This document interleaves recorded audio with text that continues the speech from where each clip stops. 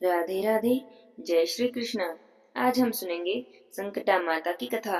तिल चौथ अथवा सकट चौथ के दिन सुने जाने वाली संकटा माता की कथा सुनने से पहले हम संकटा माता का ध्यान करते हैं। 10 भुजाओं वाली, 3 नेत्रों से संपन्न, गुणमयी, सुंदर शुभांगी, लाल वर्ण वाली, संकटों से तारने वाली, शुभ स्फटिक की माला, कमल के फूल, जलपूर्ण कलश, शंख, चक्र, गदा, त्रिशूल, तलवार, डमरू आदि से सुशोभित परमेश्वरी संकटा माता का मैं ध्यान करती हूँ। बोलिए संकटा माता की जय हो।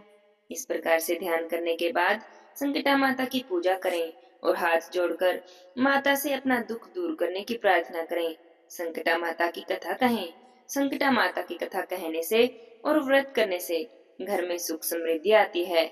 जो भी लोग संकटा माता की कथा को सुनते हैं अथवा पढ़ते हैं, उनके घर में कभी किसी चीज की कमी नहीं रहती। संकटा माता की कथा को पूरा सुने। संकटा माता सभी की मनोकामनाएं पूरी करेंगी। बोलिए संकटा माता की जय हो। बहुत समय पहले की बात है। किसी गांव में एक बुढ़िया माई रहती थी। बुढ़िया माई का एक बेटा था। बुढ़िया माई का बेटा धन कमाने के लिए परदेश चला गया तो बुढ़िया माई बड़ी दुखी रहने लगी। और उनके दुखी होने का कारण था कि उनकी बहू उन्हें खूब सताती थी। दिन रात खरी खोटी सुनाती, ताने मारती और खाने पीने को भी नहीं देती थी। बहू के ताने मारने से और खरी खोटी सुनाने से बुढ़िया माई बहुत उदास हो जाती। उदास होकर घर के बाहर बने कुएं पर जाकर बैठ जाती और वहां जाकर बैठकर रोने लगती। बुढ़िया माई के रोने का यह सिलसिला काफी दिनों तक चलता रहा। एक दिन की बात है।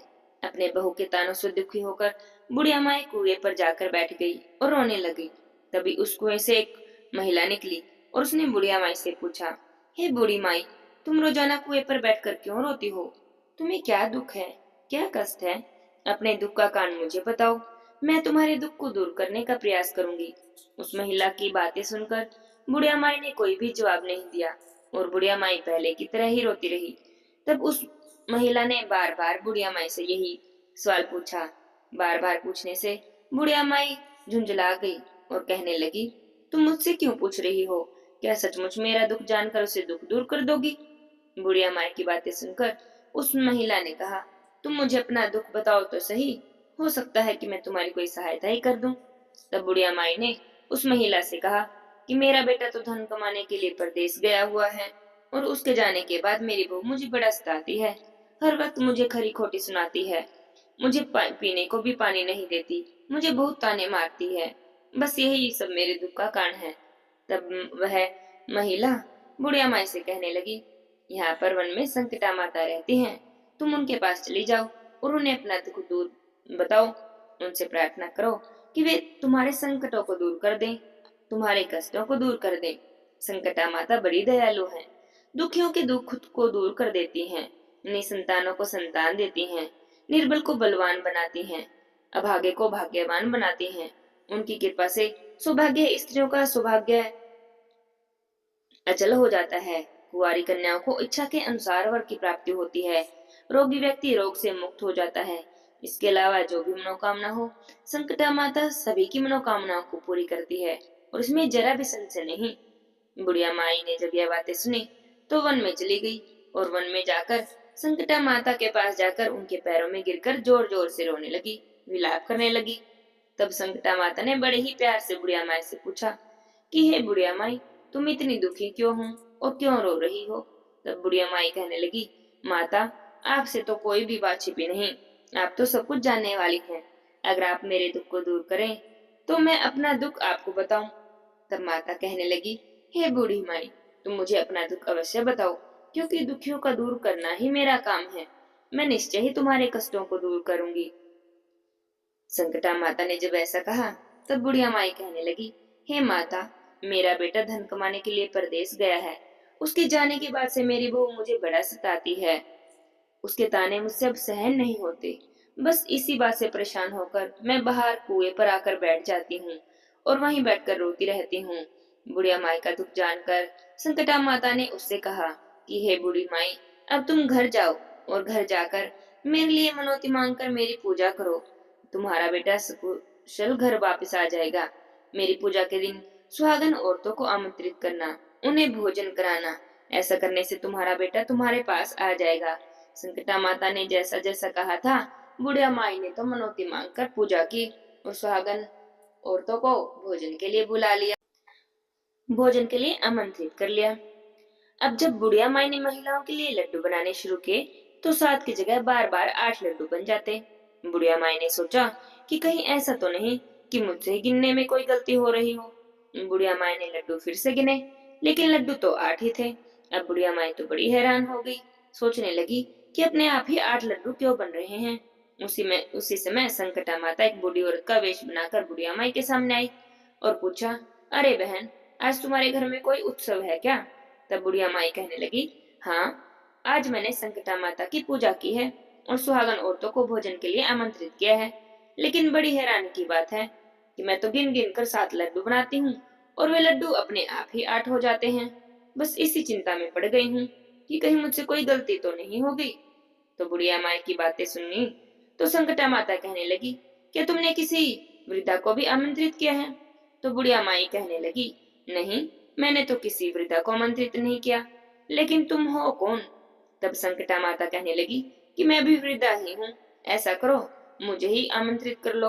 और ऐसा सुनकर बुढ़िया माई ने वृद्ध का रूप धारण किए हुए संकटा माता को ही भोजन के लिए आमंत्रित कर लिया। इसके बाद बुढ़िया माई के घर में सभी सुहागनें आ गई। बुढ़िया माई ने सभी को अंदर बिठाया। संकटा माता की पूजा करने के बाद लड्डू और बहुत सारी मिठाई का भी भोजन कराया। इससे तो संकटा माता बड़ी प्रसन्न हो गई बुढ़िया माई पर, और उनके बेटे के मन में अपनी माँ से मिलने की इच्छा भी उत्पन्न हो गई और वह घर वापस आने के लिए चल पड़ा। इसी तरह से कुछ दिन बीत गए। बुढ़िया माई नित्य निरंतर संकटा माता की पूजा करती रही। कुछ दिन बीत जाने पर एक दिन की बात है कि बुढ़िया माई संकटा माता की पूजा करके सुहागनों को भोजन करा रही थी। तभी किसी ने उनके बेटे के आने की खबर दे दी, लेकिन बुढ़िया माई अपने पूजा पाठ में ही लगी रही। उन्होंने कहा कि लड़के को बैठ जाने दो, मैं सुहागनों को जिमाकर अभी आती हूँ। तब लड़के की पत्नी ने अपने पति के घर आने का समाचार सुना, तो वह भी अपने पति का स्वागत करने के लिए घर से चल दी। लड़के ने अपने पत्नी को देखा तो सोचा, देखो तो यह मुझसे कितना प्रेम करती है। मेरे आने की खबर पाते ही मुझसे मिलने चली आई, लेकिन मेरी माँ को तो मुझसे जरा भी प्रेम नहीं। मेरी माँ तो मेरे आने की खबर मिलने पर भी मुझसे मिलने नहीं आई।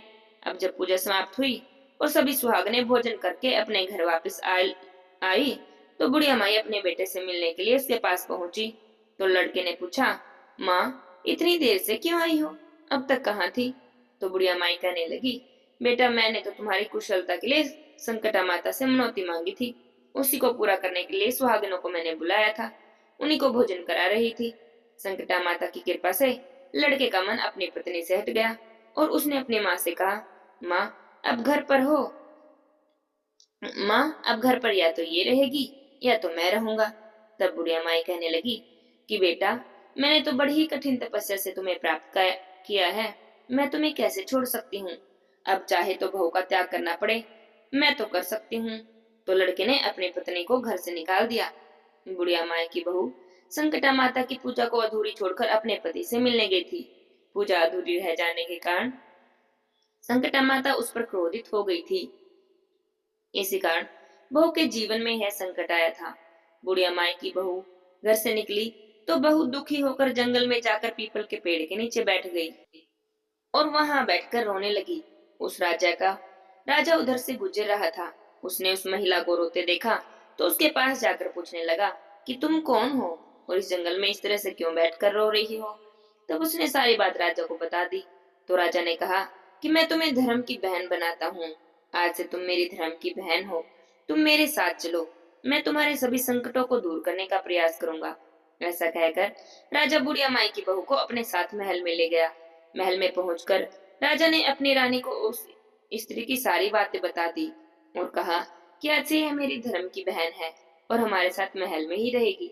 इसे किसी भी प्रकार का कोई कष्ट नहीं होना चाहिए। राजा के यहाँ रहते हुए कुछ समय बीत गया तो बुढ़िया माई की बहू ने धर्म से प्रेरित होकर संकटा माता की पूजा और व्रत करना शुरू कर दिया। फिर एक दिन की बात है, सुहागिनी खिलाने के लिए आमंत्रित की तो उसने रानी को भी आमंत्रित कर लिया।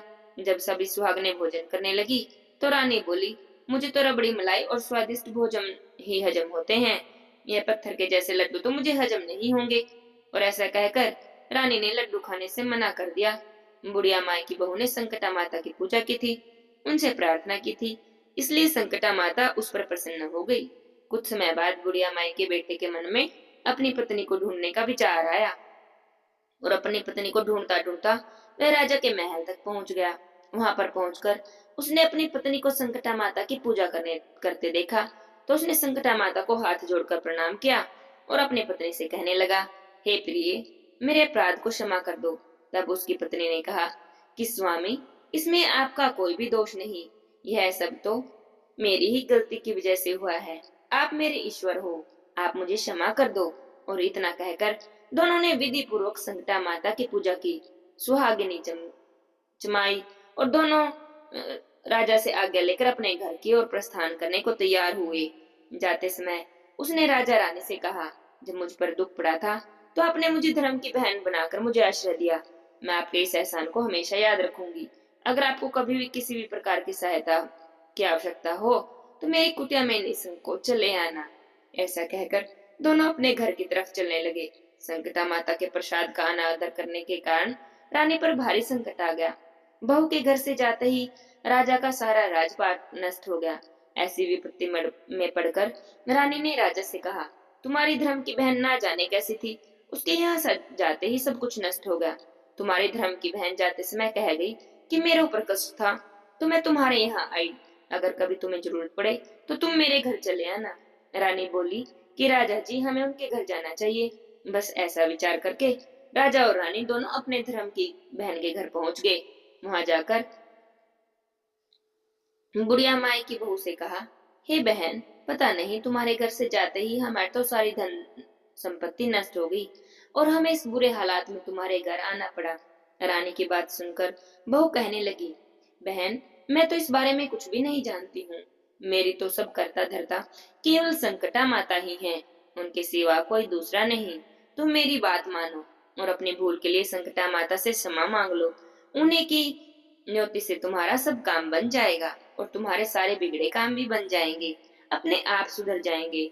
बुढ़िया माई की बातें सुनकर रानी ने श्रद्धा भक्ति से संकटा माता की पूजा की, संकटा माता का व्रत किया, सुहागनों को भोजन करवाया और अपनी अनजाने में की हुई सभी गलतियों के लिए क्षमा मांगी।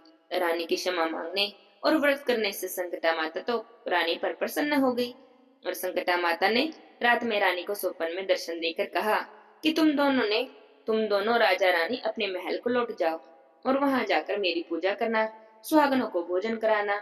ऐसा करने से तुम्हारा गया हुआ राजपाट तुम्हें दोबारा मिल जाएगा। सुबह उठते ही रानी ने तो अपने सपने की सारी बात राजा को बताई। रानी की बातें सुनकर राजा उसी समय रानी को साथ लेकर अपने महल की तरफ चल दिया। महल में पहुंचकर रानी ने संकटा माता के कहे अनुसार अपनी पूरी श्रद्धा भक्ति से संकटा माता की पूजा की, सुहागनों को बुलाया, उन्हें भोजन करवाया। ऐसा करने से संकटा माता की कृपा से उनका खोया हुआ राजपाट उन्हें दोबारा मिल गया, उनका बिगड़ा हुआ समय सुधर गया। राजा और रानी दोनों पहले की तरह राज्य का सुख भोगने लगे और अपना जीवन व्यतीत करने लगे। हे संकटा माता, जैसे आपने राजा रानी पर कृपा की, जैसे बुढ़िया माई पर कृपा की, ऐसे ही कृपा सब पर करना और जैसे उसकी बहू से रूठी ऐसे कभी किसी से न रूठना। सबकी मनोकामनाएं पूरी करना, सबके घर में अन्न धन के भंडारे भरना। बोलिए संकटा माता की जय हो। बहुत समय पहले की बात है। एक गांव में भाई बहन रहते थे। बचपन में ही उनके माता पिता का स्वर्गवास हो गया। भाई बड़ा था और बहन छोटी थी। बड़े भाई पर बहन की सारी जिम्मेदारी थी। किसी तरह से उनका जीवन चल रहा था। देखते ही देखते बहन बड़ी हो गई तो भाई को लगा कि उसे कमाने के लिए बाहर जाना चाहिए। बहन बड़ी हो रही है, इसका विवाह भी तो करना है, उसमें तो बहुत सारा पैसा लगेगा। मुझे बाहर जाकर कमाना चाहिए, वहां जाकर कुछ काम करूंगा, तभी इसका विवाह कर सकूंगा। ऐसी बातें सोचकर भाई बहन से कहता है कि बहन, मैं कमाने के लिए प्रदेश जा रहा हूँ, तुम यहाँ पर ध्यान से रहना। तो बहन कहती है कि भाई, तुम्हें प्रदेश जाने की क्या आवश्यकता है, यहाँ पर भी तो हमारा जीवन बड़े अच्छे से चल रहा है। तो भाई कहता है, नहीं बहन, मुझे तो प्रदेश जाना ही होगा, तुम्हारा विवाह भी तो करना है और उसके लिए मुझे बहुत सा धन जमा करना होगा, इसलिए मैं कमाने के लिए ही प्रदेश जा रहा हूँ। यह देखो, मेरी पाली हुई कुछ चिड़िया हैं, तुम इनकी देखभाल करना, मैं कमाने बाहर जा रहा हूँ। इन्हें समय से चारा पानी देते रहना ताकि इन्हें कोई भी समस्या न हो। तो बहन ने कहा, ठीक है भैया, जैसा आप कहते हैं। मैं तो वैसा ही करूंगी। मैं इन चिड़ियाओं की देखभाल करूंगी। आप बिल्कुल भी परेशान ना हो और निश्चिंत होकर प्रदेश जाओ। उधर भाई कमाने के लिए प्रदेश चला गया और कई दिनों तक वहां पर रहकर कमाने में व्यस्त रहा। बहन की शादी के लिए धन जमा किया। इधर एक दिन की बात है कि बहन किसी काम में उलझ गई और चिड़ियों को चारा पानी देना भूल गई। उसे कुछ समय बाद याद आया तो भागकर चिड़िया के पास आई तो वहां देखा कि सारी की सारी चिड़िया तो मरी पड़ी हैं और वहीं पर बैठकर जोर जोर से रोने लगी। उसकी रोने की आवाज सुनकर आस पड़ोस के लोग भी आ गए। पूछने लगे कि क्या हुआ तो कहने लगी कि आज तो मुझसे बड़ी भारी भूल हो गई। मैं किसी काम में उलझ गई और चिड़ियों को चारा पानी देना ही भूल गई। अब देखो सारी की सारी चिड़िया मर गई हैं। अब मैं क्या करूं? मेरी सारी चिड़िया पहले की तरह जिंदा हो जाए तो उनमें से एक बुढ़िया हो जाए। उनमें से एक बुढ़िया माई बोली, अरे बेटी, ये सारी चिड़िया तो मर गई हैं। अब इनकी सेवा करने से कोई फायदा नहीं। यह तो जिंदा नहीं होंगी। यह बात सुनकर तो वह और भी जोर जोर से रोने लगी। बहुत समय तक रोती रही। अब सब आस पड़ोस के लोग अपने घर चले गए। इसी बीच संकटा माता वहां से गुजर रही थी। उन्होंने एक बच्ची की रोने की आवाज सुनी। तब संकटा माता ने एक बुढ़िया का वेश बनाया। उस बच्ची के पास जाकर पूछने लगी कि बेटी तुम क्यों रो रही हो? क्या बात है?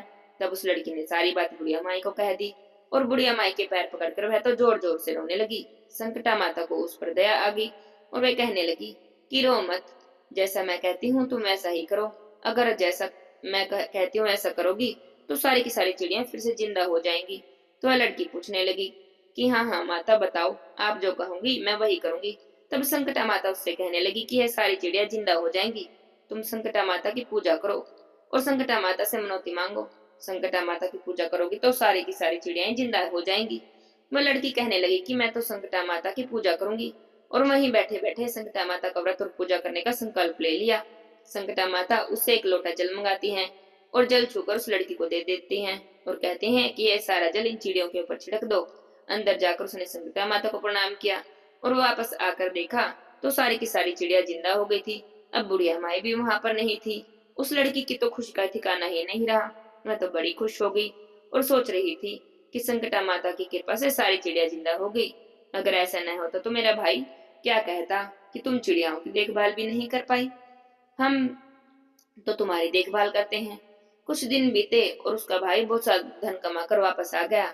आकर उसने अपनी चिड़ियाओं को देखा तो देखा कि वे तो चिड़िया पहले से भी ज्यादा स्वस्थ थी। तो अपनी बहन से पूछने लगा, बहन आपने तो इनकी देखभाल बड़े अच्छे से की है। सारी की सारी चिड़िया तो बड़ी स्वस्थ और खुश दिखाई दे रही हैं। तो बहन शर्माते हुए अपने भाई से कहती है, भैया मैं एक बात कहना चाहती हूँ, लेकिन तुम नाराज मत होना। तो भाई बोलता है कि बहन क्यों? मैं क्यों नाराज होगा? बहन कहती है कि भैया एक दिन मैं किसी काम में लग गई और चिड़िया को चारा पानी देना ही भूल गई थी और हमारी सारी की सारी चिड़िया मर गई। तब एक बुढ़िया माई मेरे पास आई और मुझे कुछ उपाय बताया। उस उपाय के करने से ही सारी चिड़िया जिंदा हुई हैं। बुढ़िया माई ने कहा था कि सारी चिड़िया जिंदा हो जाएंगी तो संकटा माता की पूजा करना और संकटा माता का व्रत करना और सुहागनों को भोजन करवाना। भैया अब तुम आ गए हो तो मुझे संकटा माता की पूजा करनी है क्योंकि यह सब संकटा माता की ही कृपा से हुआ है। भैया आप कृपा करो और संकटा माता की पूजा की सामग्री ले आओ। हम दोनों मिलकर संकटा माता की पूजा विधि विधान से करेंगे, साथ ही सुहागनों को भोजन भी कराएंगे। अब भाई बहन दोनों ने संकटा माता की पूजा पूरे विधि विधान से की। सभी सुहागनों को भोजन करवाया, जिमाया और बहुत अच्छे से विदा किया। ऐसा करने से संकटा माता उन पर प्रसन्न हो गई। जिस तरह से संकटा माता ने बहन के संकटों को दूर किया, भाई के संकटों को दूर किया, उसी तरह संकटा माता सभी के संकटों को दूर करें। बोलिए संकटा माता की जय हो। आइए अब जान लेते हैं चंद्र उदय और व्रत की विधि के बारे में। आज सूर्य उदय सुबह 7:15 से और सूर्यास्त का समय रहेगा शाम 5:48। ब्रह्म मुहूर्त जिसे पूजा पाठ के लिए शुभ माना जाता है सुबह 5:27 से सुबह 6:02 तक रहेगा और दिन में 12:10 से 12:52 तक रहेगा। अभिजीत मुहूर्त है। इस मुहूर्त को सबसे शुभ समय माना जाता है और इस समय में आप कोई भी शुभ कार्य कर सकते हैं।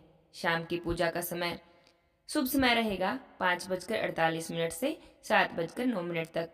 इस शुभ समय में आप संकष्टी चतुर्थी व्रत की पूजा कर सकते हैं, व्रत की कथा पढ़ सकते हैं, भगवान गणेश और चौथ माता की पूजा कर सकते हैं। रात 9:09 पर चंद्र उदय हो जाएगा। उसके बाद आप चंद्रदेव की पूजा करें। चंद्रदेव को अर्घ देकर अपने व्रत का पारण करें। बोलिए जय जय श्री राधे श्याम।